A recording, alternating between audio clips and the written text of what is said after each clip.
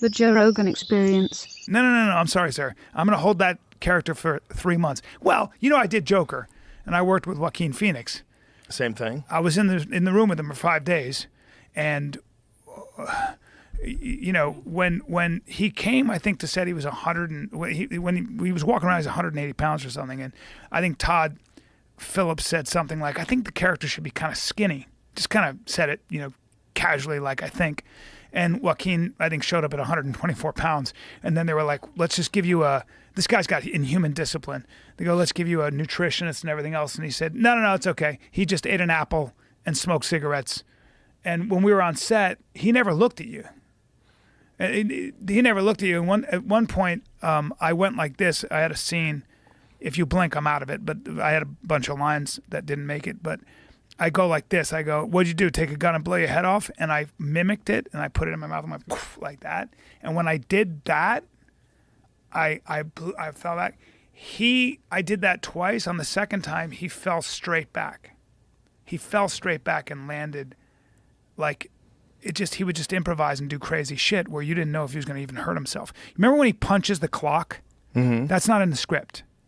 He just punched that clock off the wall, and Todd thought he broke his hand. That was not on the script. When I saw, the bus scene where he can't stop laughing? Mm-hmm. I saw them shooting that when I got to set. I swear to God, I saw him walking, and I knew he was going to win an Oscar. It was that good. And I looked at Todd and I go, holy shit. He goes, you have no idea, dude. It was like when I saw The Fighter, Christian Bale in The Fighter. Remember that opening scene? I went, oh, you're going to win an Oscar in this. I don't know. You could see it. You're a crack addict, and you're an ex-boxer. Mm-hmm. You see one frame and you go, well, this is something different is happening here. It was the same thing with him. But I watched him for, I think it was 4 or 5 days I was there. And I've never seen somebody be able to hold that concentration and that kind of character for that long. Wow. I was like, I could never do that. I don't want to do that. That's not fun to be around. That was a spooky movie because I was like, this is like too close to reality. Masterpiece, bro. And then right after that, you have the BLM riots and the COVID riots and all that stuff happened afterwards. I know. Have you met Todd Phillips, No. who writes and directs those movies? No. You need to meet him. I'd love to meet him. He's one of my favorite people in the world. I love The Hangover. Oh, he's such a special dude. You should have him on the podcast. I think you'd love him, man. He grew up like in a 1-bedroom apartment with his mom in New York.